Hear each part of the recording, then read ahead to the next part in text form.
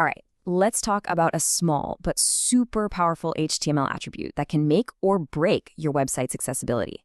We're going to master the tab index. You know that feeling, right?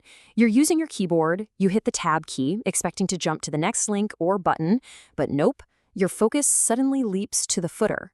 Or maybe it just vanishes into thin air. It's so frustrating.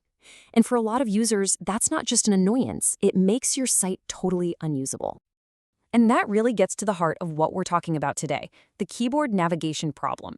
This isn't some minor bug, it's a huge barrier to accessibility. I mean, think about it. For people with motor disabilities, for anyone who relies on a screen reader, or even just for keyboard power users, the tab key is their mouse. It's how they get around. So having a tab order that's logical and predictable isn't just a nice-to-have feature. It is an absolute must. So how do we actually fix this? How do we make sure that keyboard journey is smooth for everybody? Well, that is where our hero of the day comes in, the tab index attribute. So what this really means is that tab index gives you, the developer, the steering wheel. You get to control the focus order. You can decide exactly which elements a user can tab to and in what sequence, making sure that the flow makes sense and actually follows the visual layout of your page.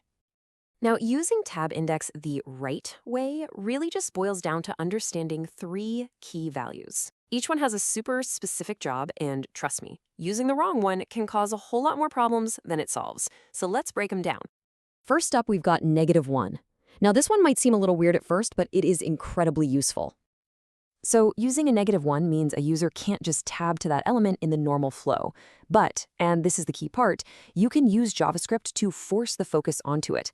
This is absolutely perfect for something like a modal window that pops up. You want the user's keyword focus to jump right inside that modal, right? This is exactly how you do it. Okay, next up is what I would argue is the most important value for day-to-day accessibility work: 0. So imagine you've built a really cool custom button using a div or span. Well, by default, a keyboard user can't get to it. It's invisible to the tab key. But by just adding tab index equals 0, boom, you instantly put it into the natural tab flow, right where it belongs based on its position in the HTML. This is literally how you make your custom interactive stuff accessible. And finally, we have the positive numbers. 1, 2, 3, 100, whatever. This is the one you really have to be careful with. See, when you use a positive value, you're basically shouting at the browser, hey, forget the normal document flow.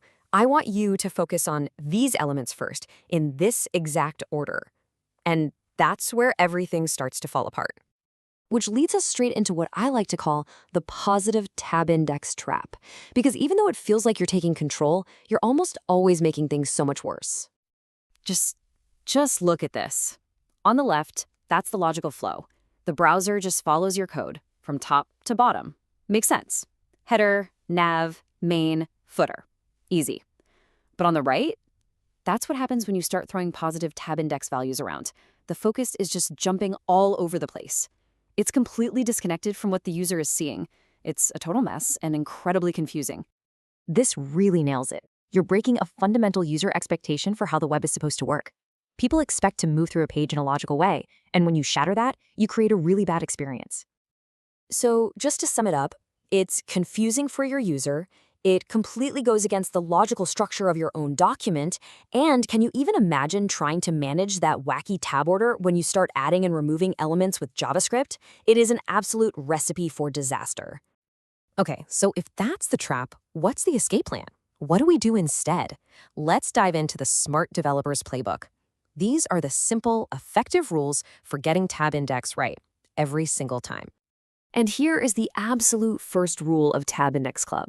If you are using a proper button, an A tag with an href or an input, the browser already did all the heavy lifting for you. They are keyboard accessible right out of the box, so please don't add tab index to them. And this right here, this is your cheat sheet. This is pretty much everything you need to know. Just ask yourself these 3 questions. 1, is it a native interactive thing, like a link or a button? If yes, you do nothing. It's already good to go. 2, is it a custom element that's supposed to be interactive, like that divs element?